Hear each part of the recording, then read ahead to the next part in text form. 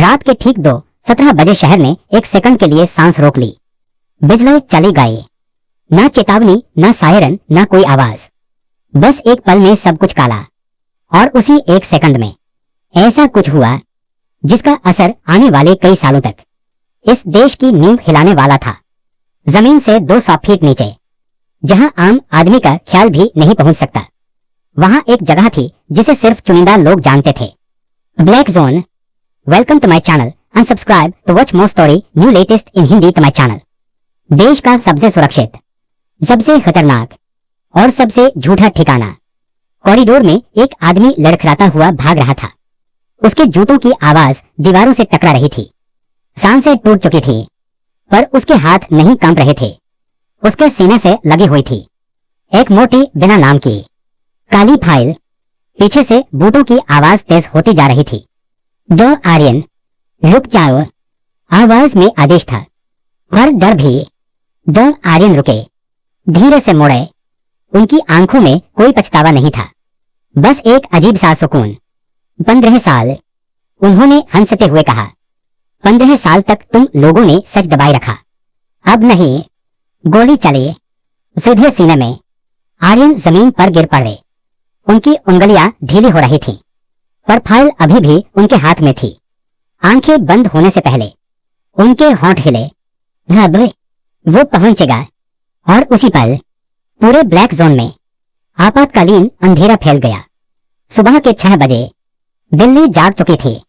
सीलमपुर की एक तंग गली में कबीर शर्मा छत पर पानी की टंकी भर रहा था। 25 साल का, साधारण कपड़े, साधारण जिंदगी।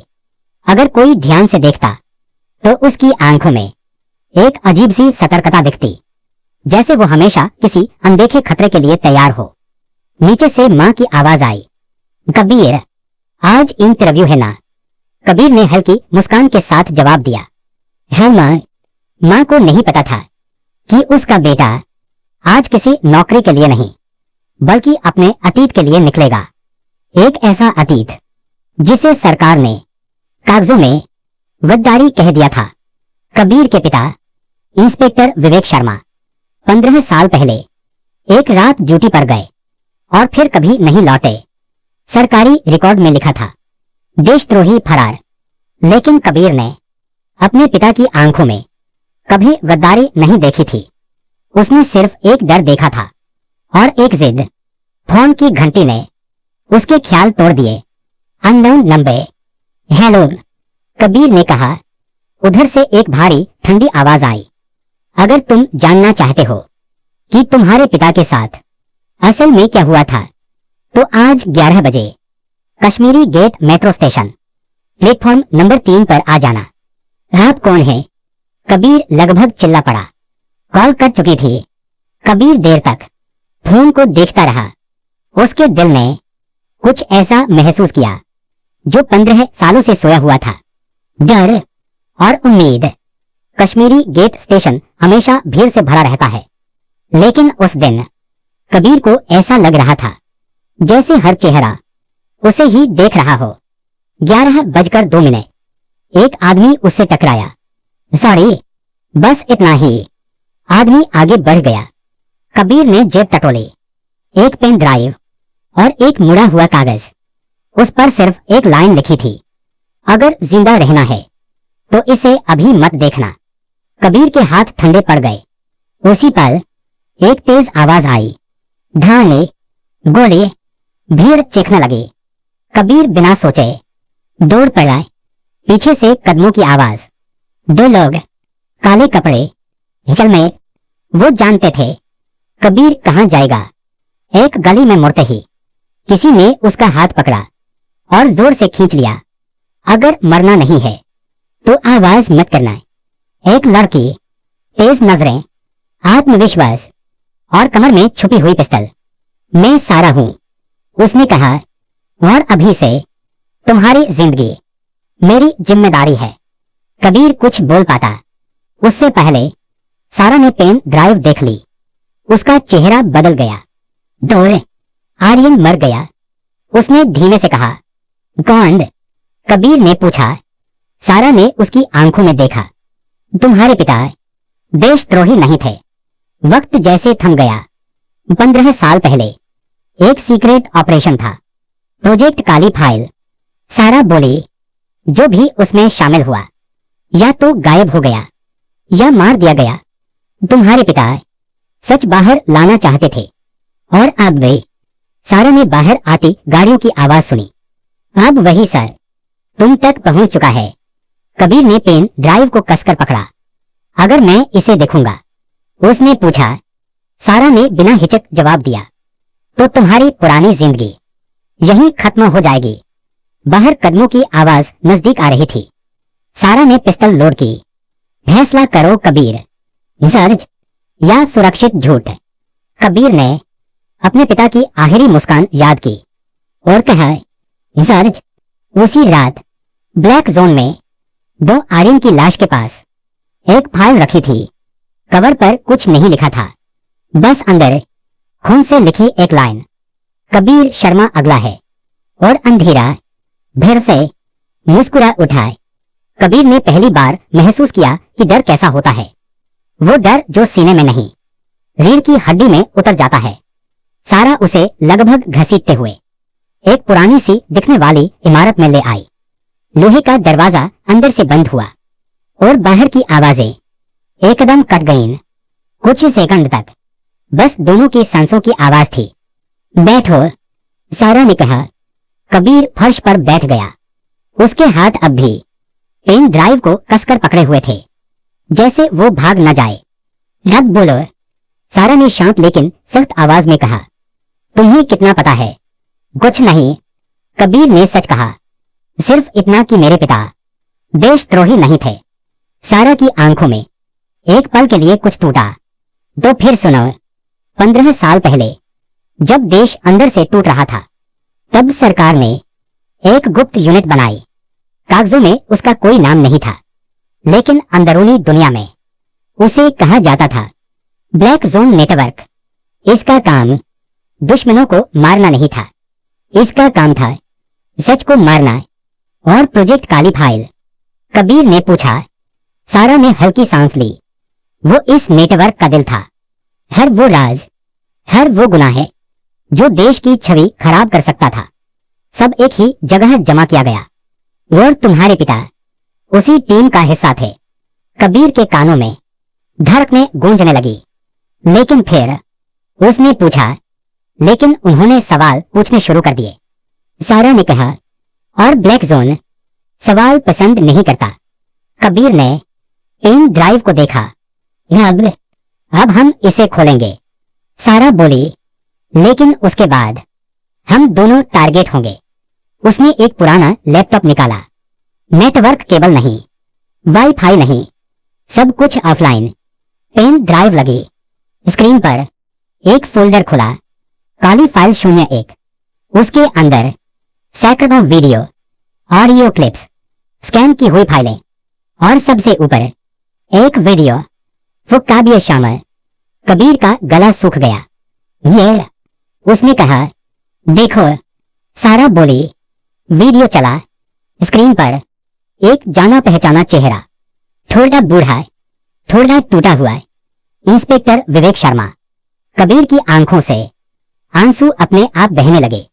कबीर, वीडियो में आवाज आई, अगर तुम ये देख रहे हो तो इसका मतलब मैं जिंदा नहीं हूं, या जिंदा होकर भी तुम तक नहीं पहुंच सकता। मुझे देशद्रोही कहा जाएगा, शायद कहा जा चुका है, लेकिन याद रखना, असली गद्दार वो नहीं होता जो सच बोले। कबीर कांपने लगा। ब्लैक जोन देश की रक्षा के नाम पर लोगों को गायब करता है। अगर कभी काली फाइल बाहर आई तो बहुत से बड़े नाम डूब जाएंगे। और हाँ, विवेक शर्मा ने कैमरे के ठीक सामने देखा। अगर सारा तुम्हारे साथ है तो उस पर भरोसा करना। सारा का चेहरा एकदम सख्त हो गया। वीडियो खत्म। कमरे में खामोशी थी। तुम उन्हें जानते थे? कबीर ने पूछा। वो मेरे मेंटर थे, सारा ने कहा, और मेरी सबसे बड़ी गलती मैंने उन्हें अकेला छोड़ दिया। अचानक ऊपर कुछ गिरने की आवाज आई। सारा तुरंत खड़ी हो गई। हम ट्रेस हो गए हैं। कैसे? कबीर घबरा गया, क्योंकि ब्लैक जोन मरने के बाद भी जिंदा रहता है। खिड़की का शीशा टूटा। धाने धाने सारा ने कबीर को नीचे खींच लिया। भागो। सीढ़ियों से नीचे उतरते हुए कबीर का दिमाग सुन्न था। उसे बस इतना पता था, अब पीछे लौटना नामुमकिन है। नीचे एक बाइक खड़ी थी। सारा ने हेलमेट फेंका। पकड़ कर बैठना। इंजन दहाड़ा। पीछे से 2 एसयूवी। गोलियां। दिल्ली की सड़कों पर एक खामोश युद्ध शुरू हो गया। सारा बाइक को तंग गलियों में घुमा रही थी। कबीर ने पहली बार डर के साथ साथ एक और चीज महसूस की, गुस्सा। एक पुल के नीचे सारा ने अचानक बाइक रोकी। दोनों कूदकर नदी के किनारे भागे। अंधेरे में सिर्फ सांसों की आवाज। अब? कबीर ने पूछा। सारा ने उसकी ओर देखा। अब हम हमलावर बनेंगे। कैसे? सारा ने हल्की मुस्कान दी। ब्लैक जोन को उसकी ही भाषा में जवाब देंगे। और पहला कदम, सारा ने कहा, उस आदमी तक पहुंचना जिसका नाम काली फाइल में सबसे ऊपर है। कौन? सारा ने जवाब दिया, गृह मंत्री आदित्य राघव। कबीर सन्न रह गया। उसी समय किसी ने दूर से उन्हें देख लिया और फोन पर कहा, टारगेट जिंदा है। अंधेरा धीरे धीरे और गहरा हो रहा था। और ये तो बस शुरुआत थी। रात अब सिर्फ अंधेरा नहीं थी, वो शिकार बन चुकी थी। कबीर और सारा पुल के नीचे बैठे थे। ऊपर से गाड़ियों की आवाजें आ जा रही थी, जैसे शहर को कुछ हुआ ही ना हो। लेकिन कबीर की जिंदगी अब 2 हिस्सों में बंट चुकी थी। पेन ड्राइव से पहले और पेन ड्राइव के बाद। गृह मंत्री कबीर ने दोहराया, तुम मजाक कर रही हो। सारा की आंखों में एक भी संकोच नहीं था। ब्लैक जोन मजाक नहीं करता कबीर। और आदित्य राघव उसका सबसे चमकदार चेहरा है। कबीर हंस पड़ा, लेकिन उस हंसी में घबराहट थी। वो आदमी रोज टीवी पर देशभक्ति की बातें करता है। सारा ने कहा, सबसे खतरनाक लोग हमेशा सबसे सही शब्द बोलते हैं। पुल से दूर एक पुरानी फैक्ट्री थी। टूटी खिड़कियां, जंग लगा गेट, यही उनका अगला ठिकाना था। अंदर घुसते ही सारा ने दरवाजा बंद किया और लाइट जलाई। दीवारों पर नक्शे, तस्वीरें, नाम। कबीर एक तस्वीर पर रुका, आदित्य राघव। लेकिन वो तस्वीर टीवी वाली नहीं थी। यह तस्वीर किसी सीक्रेट मीटिंग की थी, आधे अंधेरे में, किसी विदेशी आदमी के साथ। ये कहां से मिला? कबीर ने पूछा। तुम्हारे पिता से, सारा बोली। कबीर चुप हो गया। सारा ने एक फाइल खोली। आदित्य राघव ब्लैक जोन के संस्थापकों में से है। जब देश में दंगे, घोटाले और गायबशुदगियां बढ़ी, तब उसने नेशनल सिक्योरिटी का नाम लिया और उसी नाम पर लोगों को बिना ट्रायल खामोशी से खत्म किया गया। कबीर की मुट्ठियां भीज गईं और मेरे पिता। सारा ने एक ऑडियो क्लिप चलाई। विवेक शर्मा की आवाज, अगर मैं मारा गया तो समझ लेना। आदित्य राघव सच से डर गया। कबीर की आंखें जल उठी। अचानक फैक्ट्री के बाहर एक कार रुकी। हेडलाइट्स। सारा ने तुरंत लाइट बंद की। हम अकेले नहीं हैं, उसने फुसफुसाया। कदमों की आवाज, 3 लोग, साइलेंसर लगी पिस्टल। कबीर की सांसें तेज हो गईं। सारा ने उसके हाथ में एक छोटा चाकू थमा दिया। अगर कोई पास आए तो हिचकना मत। दरवाजा खुला। एक आदमी अंदर घुसा। अगले ही पल सारा ने उसे गिरा दिया। दूसरा आदमी गोली चलाने ही वाला था कि कबीर ने पहली बार किसी पर हाथ उठाया। चाकू हवा चीरता हुआ गया। आदमी गिर पड़ा। खून। कबीर कांप रहा था। मैंने। सारा ने उसका कंधा पकड़ा। आज तुम मरने की जगह जिंदा रहे हो। तीसरा आदमी भाग गया, लेकिन जाते जाते वो हंस रहा था। बहुत देर हो चुकी है, उसने कहा। कुछ मिनट बाद कबीर का फोन बजा। Unknown number. सारा ने सिर हिलाया। उठाओ। फोन पर एक जाना पहचाना टीवी वाली आवाज। कबीर शर्मा। कबीर का दिल डूब गया। तुम्हारे पिता बहुत जिद्दी थे, आदित्य राघव बोला। और तुम भी। अगर तुम्हें लगता है कि तुम जीत सकते हो तो तुम गलत हो। कबीर ने हिम्मत जुटाई। आपने मेरे पिता को मारा। फोन पर हल्की हंसी। नहीं, मैंने उन्हें एक विकल्प दिया था, खामोशी या मिट जाना। उन्होंने गलत विकल्प चुना। सारा ने कबीर को देखा। उसकी आंखों में अब डर नहीं था। यह कहानी यही खत्म नहीं होगी। कबीर बोला। आदित्य राघव की आवाज ठंडी हो गई। फिर तैयार रहो, कल सुबह देश का सबसे बड़ा ऑपरेशन होने वाला है, और अगर तुम जिंदा रहे तो मैं खुद तुमसे मिलूंगा। गोलकंड सबसे बड़ा ऑपरेशन? कबीर ने पूछा। सारा ने एक न्यूज अलर्ट दिखाया। ब्रेकिंग न्यूज, गृह मंत्री आदित्य राघव कल एक गुप्त सुरक्षा बैठक करेंगे। सारा बोली, यह बैठक नहीं है, यह सफाई अभियान है। ब्लैक जोन अपने सारे ढीले सिरे काटने वाला है। कबीर ने दीवार पर लगी तस्वीरों को देखा। तो हम क्या करेंगे? सारा ने एक नाम पर उंगली रखी। दो आर्यन, जो आदमी मर चुका है, उसका आखिरी काम अभी जिंदा है, और वही ब्लैक जोन की कब्र बनेगा। कबीर ने धीरे से सिर हिलाया। उसी पल किसी छत से उन्हें देखा जा रहा था। एक स्नाइपर स्कोप के अंदर कबीर का चेहरा साफ था, और ईयरपीस में आवाज आई। Order confirm. अगर भागे तो मार दो। अंधेरा अब पीछा नहीं कर रहा था। वो हमला करने वाला था। रात का आखिरी पहर था। हवा में ठंड नहीं थी, फिर भी कबीर को पसीना आ रहा था। छत से आती हल्की सी खटखट उसके दिमाग में हथौड़े की तरह बज रही थी। वो ऊपर है, सारा ने धीमी आवाज में कहा। हमें निकलना होगा। कबीर ने एक पल के लिए उस पर भरोसा किया, बिल्कुल वैसे ही जैसे वो पिछले 2 दिनों से करता आ रहा था। दोनों पिछली दीवार से नीचे उतरे। अंधेरा उनके साथ चलता रहा। फैक्ट्री से 3 किलोमीटर दूर एक पुराना वेयर हाउस था। यह जगह सरकारी नक्शों में मौजूद ही नहीं थी। अंदर दाखिल होते ही सारा ने दरवाजा बंद किया और भारी सांस ली। यहीं रुको, उसने कहा।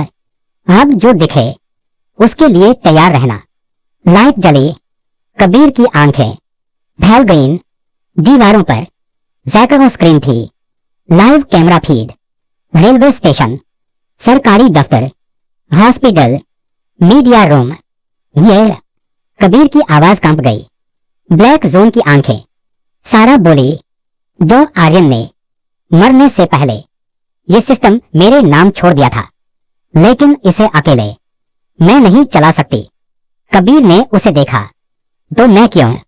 सारा ने सीधे उसकी आंखों में देखा। क्योंकि यह सिस्टम ब्लैक जोन के अंदर के खून से बना है, और वो खून तुम्हारे पिता का भी है। सारा ने एक स्क्रीन पर फाइल खोली। आर्यन प्रोटोकॉल।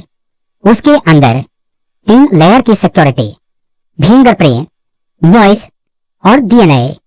पहली 2 लेयर मैं पार कर सकती हूँ, सारा ने कहा। तीसरे सिर्फ तुम। कबीर पीछे हट गया। तुम मुझसे क्या करवाना चाहती हो? तुम्हें अपने पिता के नाम पर ब्लैक जोन के दरवाजे खोलने होंगे। कमरे में सिर्फ मशीनों की आवाज थी। कबीर ने उंगली स्कैनर पर रखी। स्क्रीन हरी हुई। Voice command, Vivek Sharma, authorise. तीसरी लेयर खुली। अचानक सभी स्क्रीन बदल गईं। अब उनमें ब्लैक जोन के अंदरूनी हिस्से लाइव दिख रहे थे।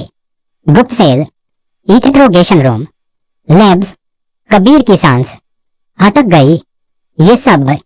हाँ, सारा बोली। और ये सब कल सुबह खत्म होने वाला है। अचानक एक स्क्रीन पर एक जाना पहचाना चेहरा दिखा। विवेक शर्मा, जिंदा। कमजोर सफेद बाल, हथकड़ी। कबीर की टांगें डगमगा गईं। पापा, सारा ने स्क्रीन बंद कर दी। मत देखो, उसने कहा। क्यों? कबीर लगभग चिल्ला पड़ा।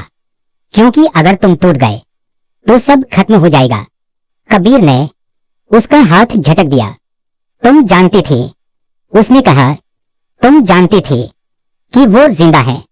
सारा चुप रही और यही सबसे बड़ा जवाब था। तुमने मुझे इस्तेमाल किया। कबीर की आवाज में करवाहट थी। हाँ, सारा ने सच कहा, क्योंकि और कोई रास्ता नहीं था। ब्लैक जोन को तोड़ने के लिए किसी का टूटना जरूरी था, और वो तुम हो। कबीर की आंखें लाल हो गईं। अगर उन्हें कुछ हुआ तो सबको कुछ होगा, सारा ने कहा। अचानक सिस्टम अलार्म बजा। Intrusion detected.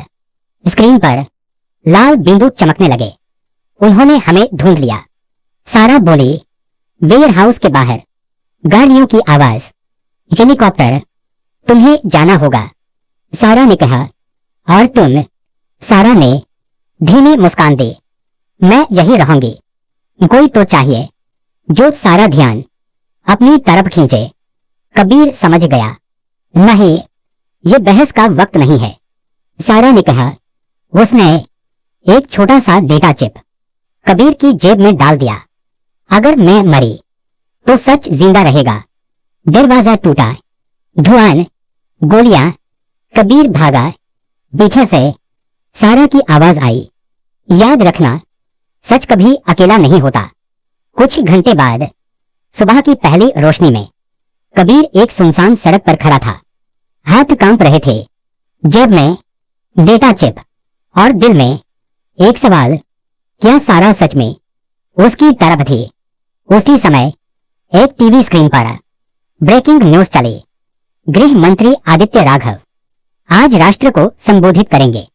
कबीर ने स्क्रीन की तरफ देखा और पहली बार उसे समझ आया, असली लड़ाई अब शुरू होने वाली है। सुबह की रोशनी हमेशा सुकून नहीं देती। कभी कभी वो बस ये दिखाने आती है कि रात में क्या क्या खो चुका है। कबीर सड़क के किनारे बैठा था, आंखें लाल, हाथ कांपते हुए, जेब में छोटी सी डेटा चिप और दिमाग में सिर्फ एक चेहरा, सारा। वो जिंदा है या नहीं, ये सवाल कबीर को अंदर से खा रहा था। टीवी स्क्रीन पर आदित्य राघव का चेहरा उभरा, साफ सुथरा, आत्मविश्वासी। देशवासियों, वो बोला, आज हम एक बड़े आतंकी नेटवर्क को नष्ट करने जा रहे हैं। कबीर की उंगलियां मुट्ठी में बदल गईं। आतंकी, यही शब्द ब्लैक जोन हर बार इस्तेमाल करता था। कबीर ने नजदीकी साइबर कैफे में घुसते ही दरवाजा बंद कर लिया। पुरानी कंप्यूटर, धुंधली स्क्रीन। उसने डेटा चिप लगाई। स्क्रीन पर एक फोल्डर खुला, लास्ट ब्रेथ। उसके अंदर एक ऑडियो फाइल थी, सारा की आवाज, रिकॉर्डेड। अगर तुम ये सुन रहे हो तो इसका मतलब मैं सही साबित हुई। कबीर, ब्लैक जोन तुम्हें एक रास्ता दिखाएगा, डर का, लेकिन सच का रास्ता हमेशा अकेला होता है। कबीर की आंखें भीग गईं। मैंने तुम्हें इस्तेमाल किया, हाँ, लेकिन कभी धोखा नहीं दिया। और अब तुम्हारी बारी है। ऑडियो खत्म होते ही एक लाइव लिंक खुला। ब्लैक जोन की इंटरनल ब्रीफिंग। चेहरे धुंधले, आवाज बदली हुई। ऑपरेशन क्लीन स्लेट आज 1400 बजे शुरू होगा। सभी पुराने एसेट्स टर्मिनेट किए जाएंगे। कबीर का दिल डूब गया। पुराने एसेट्स। उसके पिता कबीर ने पहली बार फोन उठाकर किसी को कॉल किया। एक नाम जो सारा ने कभी हल्के में लिया था, रोहन मलिक। एक सारे डब्ल्यू। अब अंडरग्राउंड। फोन उठा। अगर तुम सारा के दोस्त हो तो बात करो, कबीर ने कहा। उधर कुछ सेकंड की चुप्पी, फिर आवाज आई, कबीर शर्मा। हाँ, तो देर हो चुकी है, या शायद नहीं। 1 घंटे बाद कबीर एक पुरानी लाइब्रेरी के बेसमेंट में था। रोहन सामने बैठा था, चेहरे पर थकान, आंखों में बहुत कुछ देखा हुआ आदमी। तुम्हारे पिता अब भी जिंदा हैं, रोहन ने सीधे कहा, लेकिन वो ब्लैक जोन के कंट्रोल रूम में हैं और वहां से कोई जिंदा नहीं निकलता। कबीर ने गहरी सांस ली। तो हम घुसेंगे? रोहन हंसा। हाँ। कबीर की आवाज में अब डर नहीं था। रोहन ने एक नक्शा खोला। आज दोपहर आदित्य राघव राष्ट्र को संबोधित करेगा। उसी वक्त ब्लैक जोन अपने सबूत मिटाएगा। अगर हमें कुछ करना है तो उसी समय। कबीर ने नक्शे के बीच उंगली रखी। यही क्या है ये? रोहन ने पूछा। ब्लैक जोन का दिल, कबीर बोला, और सारा की कुर्बानी बेकार नहीं जानी चाहिए। दोपहर 1:55 PM। पूरे देश में टीवी ऑन थे। देशवासियों, आदित्य राघव की आवाज गूंजी। उसी पल कबीर ने एंटर दबाया। स्क्रीन पर ब्लैक जोन के वीडियो फीड खुल गए। लाइव लोगों के सामने इंट्रोगेशन रूम, हथकड़ियां, चीखें। देश पहली बार असली अंधेरा देख रहा था। आदित्य राघव रुक गया। उसका चेहरा सफेद पड़ गया। ये तकनीकी गड़बड़ी है। लेकिन तब तक बहुत देर हो चुकी थी। कंट्रोल रूम में अलार्म बज रहे थे और एक सेल में एक बूढ़ा आदमी धीरे से सिर उठाता है। विवेक शर्मा। स्क्रीन के उस पार कबीर की आंखें भर आईं। पापा। विवेक शर्मा ने कैमरे की तरफ देखा और बहुत हल्की आवाज में कहा, अब भागना मत बेटा। उसी पल एक गार्ड ने गोली चलाई। स्क्रीन ब्लैक हो गई। कबीर चीख पड़ा। रोहन ने उसका कंधा पकड़ा। अभी तय नहीं हुआ। कबीर की आंखों में आंसू नहीं थे, बस आग थी। अब ये लड़ाई छुपकर नहीं होगी। अब ब्लैक जोन खुद डरेगा। टीवी पर आदित्य राघव का संबोधन बीच में ही काट दिया गया। देश में अफरा तफरी थी और अंधेरे में किसी ने फोन पर कहा, कबीर शर्मा अब दुश्मन नहीं है, अब वो युद्ध है। देश में शोर था। टीवी चैनल चिल्ला रहे थे। सोशल मीडिया जल रहा था। सरकार सफाइयां दे रही थी। लेकिन इन सब के भी एक जगह थी जहां बिल्कुल खामोशी थी। ब्लैक जोन अंदर खून की गंध थी, जली हुई वायरिंग और टूटे मॉनिटर्स। एक आदमी धीरे धीरे कंट्रोल रूम में चला। उसकी चाल में जल्दी नहीं थी, क्योंकि उसे पता था अब डर दूसरी तरफ है। सेल 47 की रिपोर्ट। उसने पूछा। एक गार्ड ने नजरें झुका ली। डैडी, मृत घोषित किया गया है सर। आदित्य राघव मुस्कुराया। घोषित या मरा? गार्ड चुप रहा। आदित्य राघव ने पीछे मुड़कर कहा, लाश दिखाओ। उसी वक्त दिल्ली के बाहर एक सुनसान मिलिट्री रोड पर एक एम्बुलेंस रुकी। दरवाजा खुला। अंदर से 2 लोग उतरे, रोहन मलिक और सारा जिंदा, कंधे पर पट्टी, चेहरा थका हुआ, लेकिन आंखें अब भी तेज। तुम मरने वाली थी, रोहन ने कहा। सारा ने कड़वी हंसी हंसी। ब्लैक जोन इतनी आसानी से मुझे नहीं मार सकता। क्यों? रोहन ने पूछा। सारा ने एक पल सोचा। क्योंकि मैं उसकी सबसे बड़ी गलती हूं। कबीर एक सेफ हाउस में अकेला बैठा था। कमरा अंधेरा था। लैपटॉप की रोशनी में उसका चेहरा सख्त दिख रहा था। स्क्रीन पर बार बार वही क्लिप चल रही थी। उसके पिता का चेहरा, गोली, ब्लैक। वो जानता था ये अंत नहीं है। दरवाजा खुला। कबीर उछल पड़ा और सामने सारा खड़ी थी। कुछ सेकंड किसी ने कुछ नहीं कहा। फिर कबीर धीरे धीरे आगे बढ़ा। तुम जिंदा हो, सारा ने कहा। अगले ही पल कबीर ने उसे जोर से गले लगा लिया। लेकिन वो गले लगना सुकून से ज्यादा टूटे हुए भरोसे का था। तुमने मुझे फिर अंधेरे में रखा। कबीर ने कहा। सारा अलग हुई, क्योंकि अगर सर समय से पहले बाहर आता तो तुम टूट जाते, और अभी टूटने की इजाजत नहीं है। रोहन ने टेबल पर एक हार्ड ड्राइव रखी। ये ब्लैक जोन का रियल बैकअप है। दो आर्यन मरे नहीं थे। कबीर और सारा दोनों चौंक गए। उनकी मौत एक मैसेज थी। रोहन बोला, असल में वो अभी भी कहीं जिंदा हैं। कमरे की हवा भारी हो गई। और तुम्हारे पिता? कबीर ने पूछा। रोहन ने आंखें झुका ली। उन्हें गोली लगी थी। लेकिन कबीर लगभग चीखा। उन्हें ब्लैक जोन के सबसे खतरनाक जगह पर शिफ्ट कर दिया गया, जहां से लोग जिंदा लौटते नहीं। सारा ने हार्ड ड्राइव प्लग की। स्क्रीन पर एक फोल्डर खुला। ओरिजिन, उसके अंदर एक वीडियो था। सारा का नाम। कबीर ने उसे देखा। ये क्या है? सारा ने नजरें फेर ली। वीडियो चला। एक छोटी लड़की लगभग 10 साल की रो रही है। पीछे आवाज, नाम सारा, अब से तुम एसेट 12 हो। कबीर की सांस रुक गई। ब्लैक जोन मुझे बच्ची होते हुए उठा ले गया था।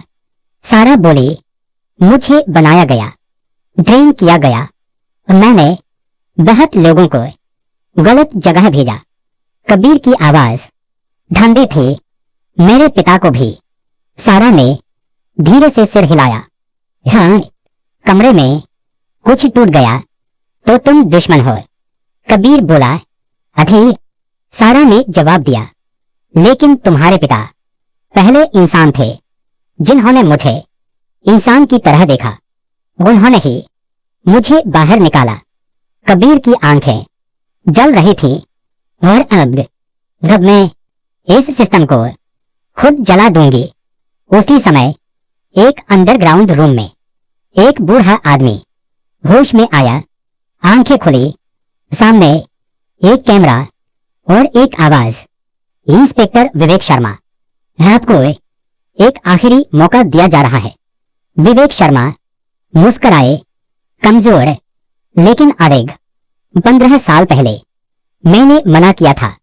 आज भी जवाब वही है। कैमरा बंद हुआ। ऊपर आदित्य राघव स्क्रीन देख रहा था और बोला, तो बेटा आएगा। जिप हाउस में कबीर ने मुट्ठी भेजी। मैं चाहूंगा जहां वो है, अकेला नहीं। सारा बोली, इस बार ब्लैक जोन में हम घुसपैठ नहीं करेंगे, हम युद्ध छेड़ेंगे। रोहन ने हथियारों का केस खोला। और युद्ध में सबसे पहले मास्क गिरते हैं। कबीर ने सारा को देखा। अब कोई राज? सारा ने धीमे टूटे हुए मुस्कान दी। एक है ब्लैक जोन का असली नाम, प्रोजेक्ट युगांत। और वही नाम पूरे सिस्टम में ब्लिंक करने लगा। अंधेरा अब छुपा नहीं था, वो सामने खड़ा था। रात ने इस बार खुद को छुपाया नहीं। वो दिल्ली के ऊपर काले बादल की तरह मंडरा रही थी। जिप हाउस में कोई बात नहीं कर रहा था। हथियारों की आवाज, मैप पर उंगलियां और एक ही नाम, प्रोजेक्ट युगांत। ये ब्लैक जोन का ऑपरेशनल हार्ट है। रोहन ने स्क्रीन पर दिखाते हुए कहा। 3 लेयर सिक्योरिटी और हर लेयर में मारने का आदेश। कबीर ने धीरे से पूछा, पापा कहाँ हैं? रोहन ने मैप के सबसे नीचे एक लाल डॉट पर उंगली रखी। लेवल 5, जहां से कोई वापस नहीं आया। सारा ने अपना जैकेट पहना। तो हम इतिहास बदलेंगे। रात 11:40 PM। शहर सो रहा था, लेकिन जमीन के नीचे एक और शहर जाग रहा था। ब्लैक जोन के एक सप्लाई टनल में 3 साए उतरे। सारा आगे, कबीर बीच में, रोहन पीछे। पहली सिक्योरिटी साइलेंट थी। सारा ने 2 गार्ड गिराए बिना आवाज के। कबीर पहली बार बंदूक थामे था। हाथ कांप रहा था। देखो मत, सारा ने फुसफुसाया। सिर्फ निशाना दूसरी लेयर पर। अलार्म बजा, गोलियां, अंधेरा आग में बदल गया। रोहन ने ग्रेनेड फेंका, दीवारें कांप गईं। अब पीछे नहीं हटेंगे, कबीर चिल्लाया। उसकी आवाज में अब डर नहीं था। लेवल 5, दरवाजा खून और आग से भरा हुआ। सारा ने कोड डाला, दरवाजा खुला। अंदर एक कुर्सी, हथकड़ियां, खून। कबीर दौड़ा। बाबा, घाड़ी, बस एक कैमरा जो अभी अभी बंद हुआ था। सारा की आंखें फैल गईं। वो यहां थे। रोहन ने कम्युनिकेशन सुना। ईयरपीस से आवाज आई, टारगेट मूव्ड। बेटा रास्ते में है। कबीर को सब समझ आ गया। ये जाल था। ऊपर कंट्रोल रूम में आदित्य राघव मुस्कुरा रहा था। भावनाएं हमेशा जीत जाती हैं। उसने एक बटन दबाया। पूरा सेक्शन लॉकडाउन में चला गया। नीचे दीवारें धीरे धीरे आगे बढ़ने लगी। ग्रशर, हम फंस गए, रोहन बोला। सारा ने एक पल भी नहीं सोचा। उसने केबल खींची। मैं सिस्टम रोकूंगी, तुम दोनों निकलो। कबीर ने उसके हाथ पकड़ा। नहीं, सारा ने उसकी आंखों में देखा। अगर मैं गई तो तुम रुक जाओगे और वो मर जाएंगे। रोहन चिल्लाया। सारा, वक्त नहीं है। सारा ने अपनी बंदूक कबीर के हाथ में दी। अब तुम मेरे जैसे नहीं हो, और मुस्कुराई। सारा कंट्रोल पैनल की तरफ भागी। गोलियां, खून, लेकिन उंगलियां जलती रहीं। सिस्टम रुका, दरवाजा खुला। भागो। कबीर और रोहन टनल की तरफ दौड़े। पीछे एक धमाका, पूरा सेक्शन आग में डूब गया। कबीर चीख पड़ा। सारा, कोई जवाब नहीं आया। ऊपर आदित्य राघव कुछ सेकंड चुप रहा, फिर बोला, एक मोहरा गया, अभी खेल बाकी है। टनल के बाहर कबीर घुटनों पर बैठ गया। हाथ खून से सना था, आंखें खाली। रोहन ने धीरे से कहा, उसने चुना। कबीर ने आसमान की तरफ देखा। मैं खत्म करूंगा। बुरा। उसी रात एक गुप्त कमरे में विवेक शर्मा को दूसरी जगह शिफ्ट किया जा रहा था। एक जवान ने पूछा, सर इन्हें मार दें? आदित्य राघव ने सिर हिलाया। नहीं, अब ये मेरे बेटे के लिए तोहफा है। और कहीं दूर जली हुई धातु के नीचे एक उंगली हिली। शांत, सारा जिंदा। अंधेरा अब किसी को नहीं छोड़ने वाला था। आग बुझ चुकी थी, लेकिन जमीन के नीचे धुआं अब भी सांस ले रहा था। लोहे, कंक्रीट और जले हुए तारों के नीचे एक हाथ हिला। सारा ने खांसते हुए आंखें खोली। दर्द था, पर मौत नहीं। युगांत, उसने फुसफुसाया। और फिर हंस पड़ गई। दूसरी तरफ कबीर सेफ हाउस की दीवार से टिका बैठा था। 3 दिन हो चुके थे। 3 दिन बिना नींद, बिना बात। सारा की तस्वीर उसके दिमाग में जमी हुई थी। रोहन ने चुप्पी तोड़ी। अगर वो जिंदा है तो लौटेगी, कबीर ने धीरे से कहा। और अगर नहीं? रोहन के पास कोई जवाब नहीं था। ब्लैक जोन के एक मोबाइल कंट्रोल यूनिट में विवेक शर्मा हथकड़ियों में बैठे थे। सामने आदित्य राघव। पहली बार दोनों आमने सामने। 15 साल बाद आदित्य बोला, अब भी वही आंखें। विवेक शर्मा मुस्कुराए। और तुम्हारे पास अब भी वही डर। आदित्य का चेहरा कठोर हो गया। तुम्हारे बेटे ने मेरे सिस्टम को हिला दिया, लेकिन तुम जानते हो सिस्टम लोग नहीं होते, उन्हें बदला जा सकता है। विवेक शर्मा शांत थे। सिस्टम लोग ही होते हैं और लोग टूटते हैं। अचानक कम्युनिकेशन में एक बीप। आदित्य ने कान लगाया। सर, लेवल 5 से कोई सिग्नल मिला है। आदित्य पहली बार हिचका उसी समय दिल्ली के बाहर एक छोड़े हुए मेट्रो डिपो में एक साया चला लंगड़ाता हुआ पर तेज सारा। उसने एक ट्रांसमीटर ऑन किया। अगर तुम सुन रहे हो तो ये आखिरी चेतावनी है। प्रोजेक्ट युगांत अब कंट्रोल में नहीं है।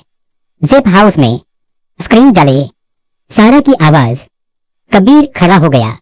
सारा स्क्रीन पर उसका चेहरा उभरा, जला हुआ।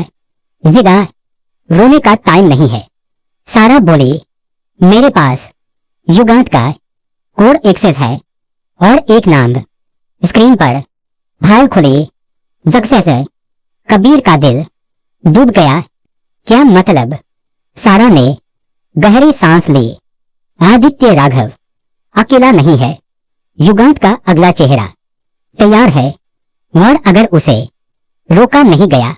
स्क्रीन पर एक तस्वीर उभरी। रोहन मलिक। कमरे में सन्नाटा छा गया। कबीर धीरे से बोला, यह झूठ है। रोहन पीछे हट गया। सारा। उसकी आवाज कांपी। सारा की आंखों में दर्द था। मुझे भी यही लगा था, लेकिन डेटा झूठ नहीं बोलता। रोहन ने बंदूक नीचे रख दी। मैंने ब्लैक जोन बनाया नहीं, उसने कहा, लेकिन मैंने उसे जिंदा रखा। अगर मैं नहीं होता तो कोई और होता। कबीर की आंखों में आंसू आ गए। तो ये सब मैं? हाँ, रोहन ने कहा, मैं तुम्हें बचाना चाहता था और यही मेरी सबसे बड़ी गलती थी। ब्लैक जोन के अंदर आदित्य राघव स्क्रीन देख रहा था। रोहन की फाइल। तो तुम भी मास्क उतार रहे हो? वो बुदबुदाया। उसने फोन उठाया। ऑर्डर दो। दोनों को। सारा की आवाज स्क्रीन पर वापस आई। कबीर, तुम्हें अपने पिता से मिलना होगा और वो मुलाकात सिर्फ एक चीज तय करेगी। कौन सा? शर्मा इस युद्ध को जिंदा रखेगा। कनेक्शन का। कबीर धीरे धीरे रोहन की तरफ मुड़ा। क्या तुम मेरे साथ चलोगे? रोहन ने आंखें बंद की, फिर सर उठाया। अगर अंत होना है, उसने कहा। दो सच के साथ दूर एक गाड़ी में विवेक शर्मा आसमान की तरफ देख रहे थे और बुदबुदाए, आ रहा हूं बेटा। युद्ध अब चेहरों के पीछे नहीं था, वो सामने खड़ा था। बारिश हो रही थी, वैसी बारिश जो सड़कों को नहीं, जमीर को भिगोती है। पुराने आर्मी अस्पताल के बाहर एक काफिला रुका। दरवाजा खुला। हथकड़ियों में एक बूढ़ा आदमी उतरा। विवेक शर्मा। उसने चारों तरफ देखा। इतने सालों बाद खुला आसमान। तो यही है अंत? उसने धीमे से कहा। पीछे से आवाज आई, नहीं सर, ये शुरुआत है। अस्पताल के अंदर लाइटें आधी बुझी हुई थीं। कॉरिडोर में कदमों की गूंज। विवेक शर्मा चलते हुए रुक गए। सामने एक जाना पहचाना चेहरा। कबीर। कुछ सेकंड कोई नहीं बोला। फिर कबीर धीरे धीरे आगे बढ़ा। पापा। आवाज टूट गई। विवेक शर्मा ने कांपते हाथ बढ़ाए। देखो, मैंने कहा था ना, सच भारी होता है। कबीर ने उन्हें गले लगा लिया। पहली बार 15 साल बाद रोहन दूर खड़ा सब देख रहा था। उसकी आंखों में बचतावा था। हमें ज्यादा वक्त नहीं मिलेगा, रोहन बोला। आदित्य राघव खुद आ रहा है। विवेक शर्मा सीधे खड़े हो गए। तो अब छुपना नहीं। उसी समय एक बख्तरबंद गाड़ी अस्पताल के गेट पर रुकी। आदित्य राघव उतरा। उसके चेहरे पर शांति थी। इतना ड्रामा एक परिवार के लिए, उसने कहा। विवेक शर्मा मुस्कुराए। नहीं, एक देश के लिए। आदित्य ने कबीर की तरफ देखा। तुम्हें पता है तुम्हारी सबसे बड़ी गलती क्या है? तुमने सोचा कि सच लोगों को आजाद करता है। कबीर ने जवाब दिया, नहीं सर, डर को मारता है। आदित्य ने हाथ उठाया। स्नाइपर लेजर कबीर के सीने पर रोहन आगे आया। रुको।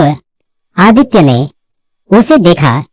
तुम्हें मैंने उत्तराधिकारी बनाया था और तुम भावनाओं में पड़ गए। रोहन ने धीरे से बंदूक उठाई। नहीं, मैं इंसान बन गया। गोली चली लेकिन आदित्य नहीं गिरा। स्नाइपर था रोहन की छाती में। वो जमीन पर गिर पड़ा। कबीर दौड़ा। रोहन ने खून से सना हाथ कबीर की ओर बढ़ाया। अब पीछे मत हटना। उसकी आंखें बंद हो गईं। अस्पताल युद्ध क्षेत्र बन चुका था। सारा छत से नीचे उतरी, हाथ में ड्राइव। सब कुछ लाइव है। उसने चिल्लाया। मीडिया, कोर्ट, जनता सब देख रहे हैं। आदित्य पहली बार पीछे हटा। तुम सोचते हो लोग सच समझेंगे? सारा ने कहा। नहीं, लेकिन वो सवाल जरूर पूछेंगे। विवेक शर्मा आदित्य के सामने खड़े थे। खत्म करो, आदित्य बोला। एक गोली। विवेक शर्मा शांत थे। अगर तुम मुझे मारोगे तो कबीर मेरी जगह ले लेगा और ये युद्ध कभी खत्म नहीं होगा। आदित्य की आंखें सिकुड़ गईं। उसने बंदूक नीचे की। सायरन, पुलिस, सेना। अब बहुत देर हो चुकी थी। आदित्य राघव हथकड़ियों में था, कैमरों के सामने। उसने कबीर को देखा। तुम जीत नहीं रहे हो, तुम सिर्फ खेल बदल रहे हो। कबीर ने जवाब दिया। इतना काफी है। रोहन का शव सफेद चादर में ढका था। सारा उसके पास खड़ी थी। उसने चुना। उसने कहा। कबीर ने आसमान की तरफ देखा। बारिश रुक चुकी थी। दूर एक कमरे में एक लाल बत्ती जली। एक स्क्रीन ऑन हुई। उस पर एक लाइन लिखी थी, प्रोजेक्ट युगांत, स्टेटस ट्रांसफर्ड। नीचे एक नया नाम, अननोन। और किसी ने अंधेरे में मुस्कुराकर कहा, अभी नहीं। सुबह हुई थी पर रोशनी किसी जीत जैसी नहीं लग रही थी। न्यूज चैनल्स एक ही लाइन दोहरा रहे थे, प्रोजेक्ट युगांत बेनकाब। कबीर टीवी के सामने बैठा था। आवाज बंद। स्क्रीन पर आदित्य राघव, हथकड़ियों में कैमरों की चमक, भीड़ का शोर। लेकिन कबीर के भीतर खामोशी थी। श्मशान घाट, रोहन की चिता, आग जली। सारा पास खड़ी थी। उसने खुद को नहीं बचाया, उसने तुम्हें बचाया। कबीर ने आग में देखा। मैं नहीं चाहता कोई और मेरी वजह से मरे। विवेक शर्मा चुपचाप खड़े थे। इसलिए अब तुम्हें सबसे मुश्किल काम करना होगा, लड़ना नहीं, छोड़ना। 3 हफ्ते बाद सुप्रीम कोर्ट। कबीर गवाही के कटघरे में हॉल भरा था। वकील ने पूछा, क्या आप इस सिस्टम का हिस्सा थे? कबीर ने सांस ली। हाँ, और यही मेरा अपराध है। कमरे में फुसफुसा है। जज ने पूछा, तो आप अब क्या चाहते हैं? कबीर ने सीधा देखा। मैं चाहता हूं कि यह सिस्टम किसी एक आदमी के हाथ में दोबारा न जाए। सारा एक नई जगह पर थी। एक छोटे से ऑफिस में दीवार पर एक नाम लिखा था, पब्लिक लेजर इनिशिएटिव। वो मुस्कुराई। इस बार सब खुला होगा। विवेक शर्मा घर लौटे पर वो वही घर नहीं था। उसने एक फाइल जलाई, काली फाइल। आखिरी आग की लपटों में उसने कहा, अब कोई वारिस नहीं। कबीर अपना बैज टेबल पर रखता है। इस्तीफा। एक रिपोर्टर पूछता है, क्या आपको डर नहीं लगता कि सच फिर दबा दिया जाएगा? कबीर ने कहा, डर लगता है, लेकिन अब मैं उस डर के साथ जीना सीख चुका हूं। रात। सारा कबीर के साथ छत पर खड़ी है। शहर नीचे चमक रहा है। हम जीत गए, सारा पूछती है। कबीर ने आसमान की तरफ देखा। नहीं, हमने बस शुरुआत की है। बहुत दूर एक अनजान देश, एक अनजान कमरे में एक आदमी बैठा है। सामने स्क्रीन, उस पर डेटा बह रहा है। वो फुसफुसाता है। युगांत कभी एक प्रोजेक्ट नहीं था, वो एक विचार था। स्क्रीन पर एक नया नाम उभरता है, प्रोटोकॉल शादर। बत्ती बुझ जाती है। सुबह कबीर चलते हुए भीड़ में खो जाता है। कोई पहचान नहीं, कोई पद नहीं, सिर्फ एक इंसान। कभी कभी असली क्रांति शोर से नहीं, खामोशी से आती है। The end.